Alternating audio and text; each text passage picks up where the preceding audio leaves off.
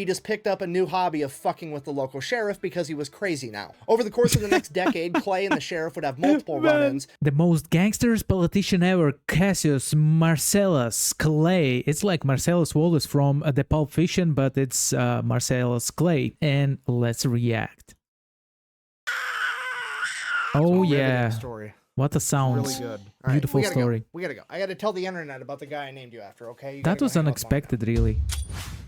Today we're talking about the most gangster politician in American history, ladies and gentlemen, Cassius Marcellus Clay, aka the Lion of Whitehall. Whitehall being his family home that he grew up in Kentucky as the son of one of the richest slave owners in all of America. While going to college at Yale to become a lawyer, he would attend a speech from a famous abolitionist by the name of William Lloyd Garrison, and that speech would change the entire trajectory of Cassius Clay's life as well as American history. It is at that moment that Cassius Clay decided he was not only going to be quietly opposed to slavery, but that he was actively going to fight against it. He would be set down the path to become the most influential abolitionist of all time.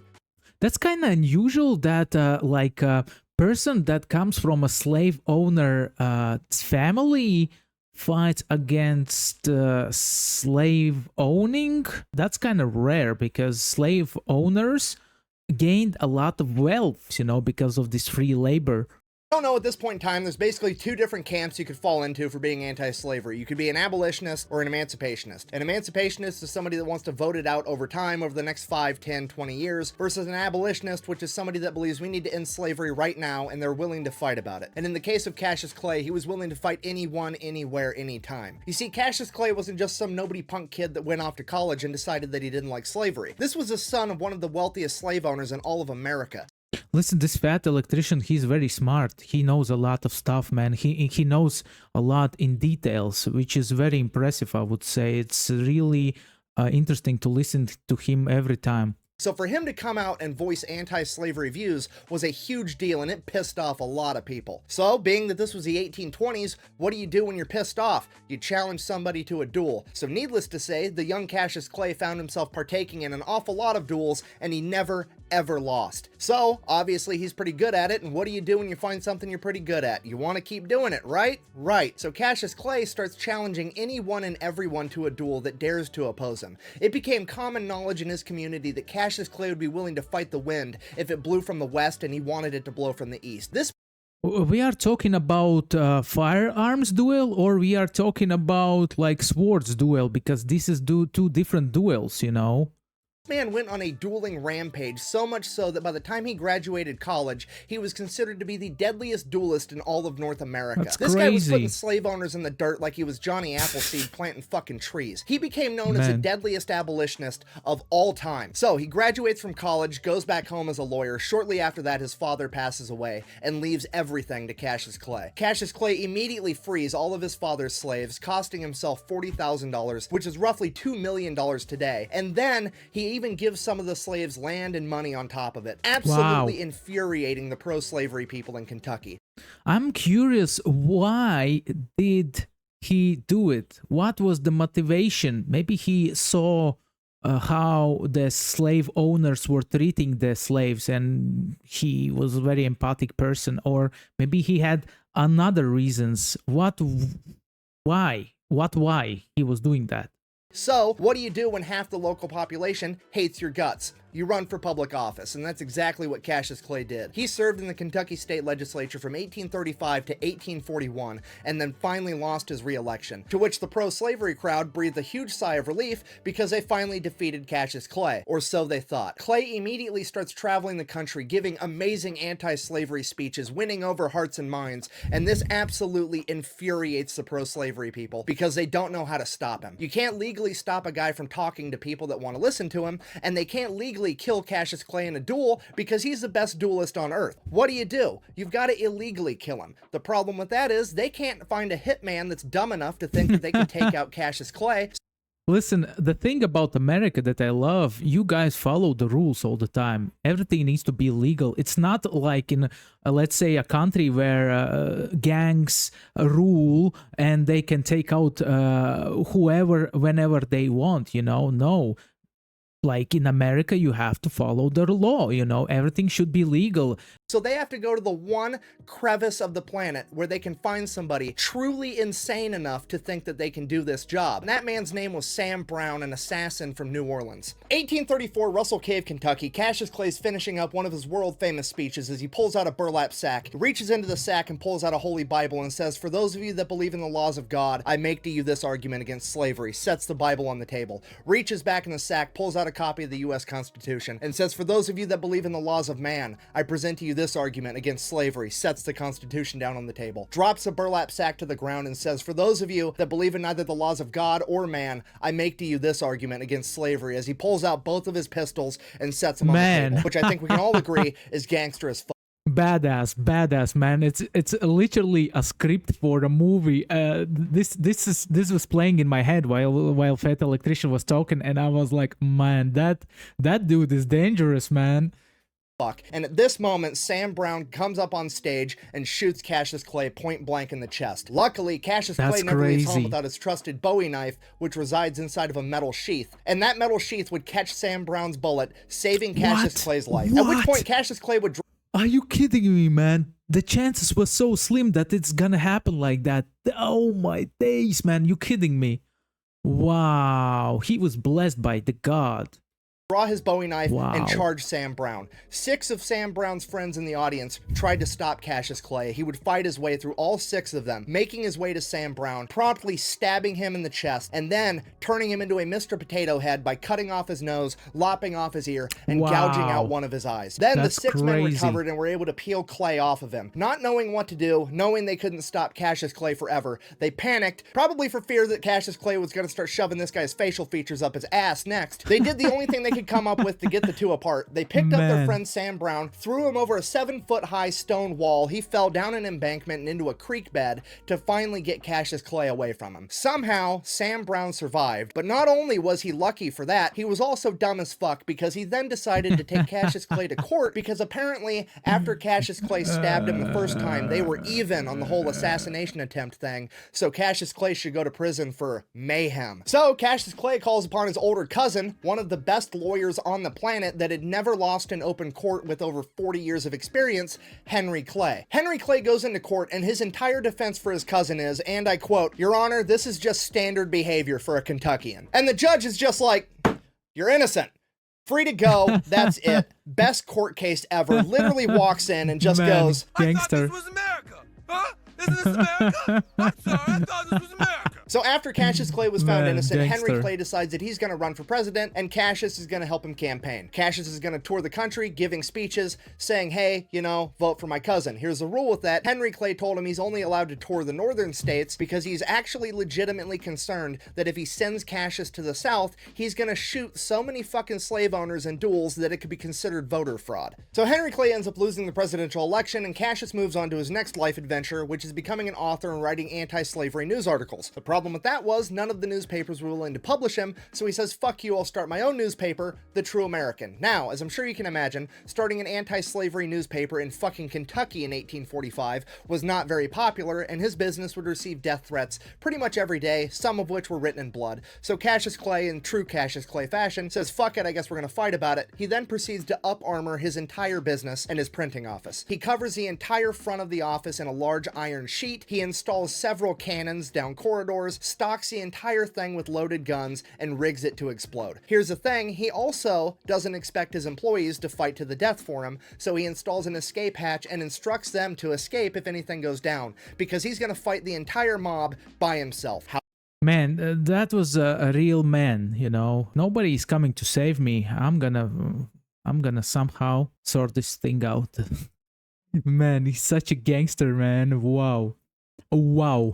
How's he gonna do that? As soon as you walk in the only door to get into that printing office, you find yourself in a long, narrow corridor with iron on each side, just wide enough for a single man to get through. Cassius Clay is gonna stand in that narrow corridor and fight the entire mob, one man at a time. Literally the mentality of, if you have a problem, take a number, I'll kill you in a minute. This man recreated the entire battle of fucking Thermopylae with 300 Spartans, except he's gonna do it all by himself. If you think fucking with John Wick's dog is a bad idea, the last last thing you want to do is fuck with Cassius Clay's printing press, because this man is determined to defend the freedom of speech with the right to bear arms at any cost. Obviously, this escalates to Cassius Clay defeating an entire mob single-handedly. Right? Wrong. The mob, being full of, you know, super brave pro-slavery men that know they're doing the right thing, do the honorable brave thing, and wait till Cassius Clay is bedridden with typhoid fever, so they know he isn't going to show up. They show up to his business at night and burn the place to the ground. Very smart by the mob members. Very smart, what can I say? Because they're a bunch of fucking bitches. Now, Cassius Clay recovers from typhoid fever.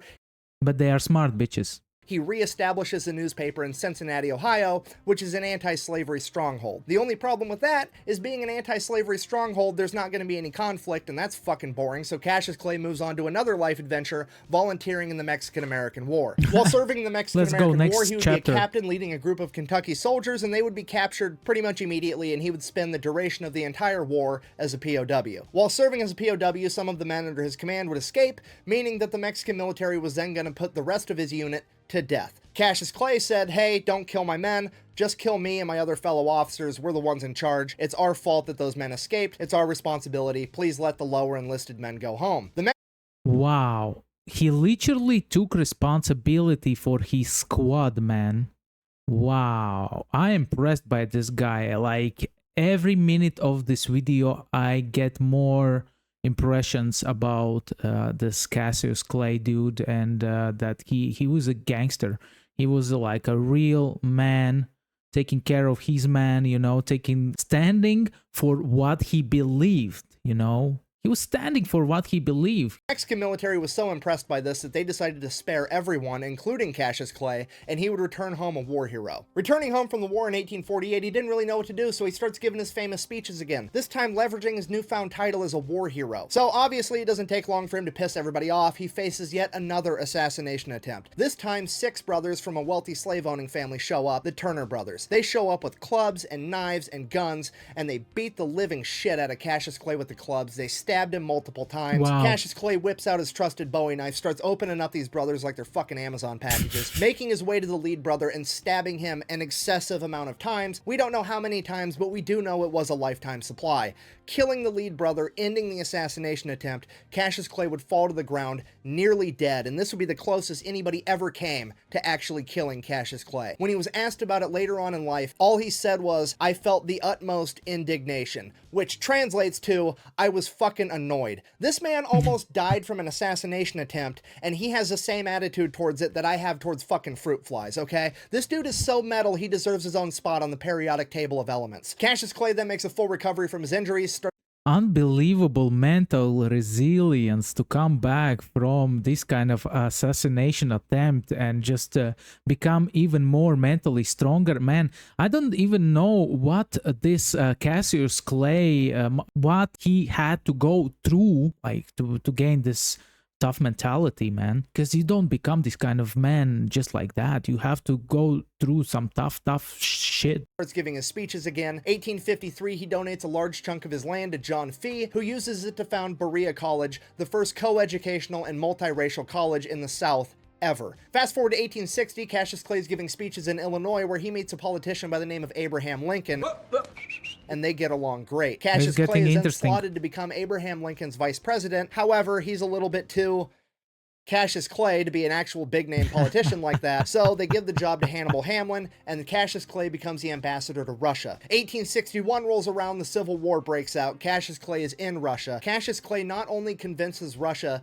to not side with the Confederates, but he convinces Russia to tell Great Britain and France that if they so much as recognize the Confederacy, Russia will go to war with them. And this was a humongous step that nobody talks about in the winning of the Civil War. And it is 100% because of Cassius Clay. Fast forward to 1862, Abraham Lincoln wants to appoint Clay a major general in the Union Army. Cassius Clay publicly refuses the President of the United States, saying that he's not going to do it until the President signs the Emancipation Proclamation freeing the slaves of the South.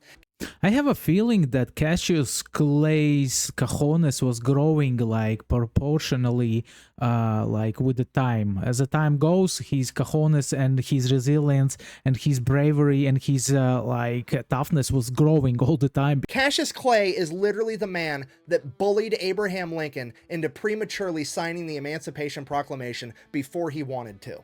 And nobody talks about it. Fast forward again to 1865, the Union wins the Great American Scrimmage, the slaves are freed. Cassius Clay has achieved his lifelong goal at the age of 55, bringing an end to slavery in the United States of America. He then goes back to Russia again to serve as ambassador until 1869, and while he is there, he helps to broker the purchase of Alaska. This man is probably the most influential person in American history that you've never heard of. After returning home from Russia, Cassius Clay would live out the rest of his days in Whitehall until the age of 80 years old, where he would be declared clinically insane, in hindsight, most likely due to a severe amount of PTSD, as well as potentially dementia.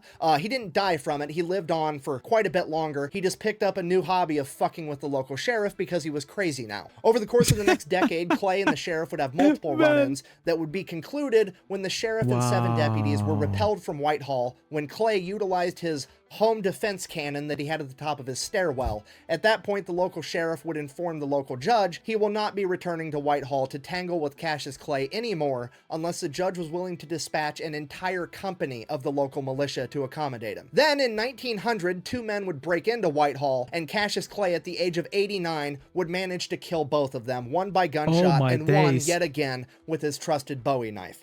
Are you kidding me, man? 89 years of age and he was still able to kill 2 people? Man, and taking into consideration that it was 1900s and living to age of 89 in 1900s was pretty rare if you think about it, because medicine was not so great back then. Man, I mean, I'm shocked that Earth was carrying people like that back in the day. And imagine how many more people we don't know about, like, who done some amazing, unusual deeds, you know? Then in 1903, at the age of 92, Cassius Clay would die of natural causes, or as they called it back then, general exhaustion, which is the most gangster way on the planet to go out. Literally just, I'm tired now, peace. And then he left. I'm pretty tired. Think I'll go home now. In conclusion, when it comes to famous historical household names, there's always another man or woman lurking behind the scenes in the shadows that's deemed too rough around the edges to be in the spotlight, yet they contribute just as much, if not more, to the movement. These men and women are willing to do horrific things for terrific reasons, and when it came to Abraham Lincoln and the abolition of slavery,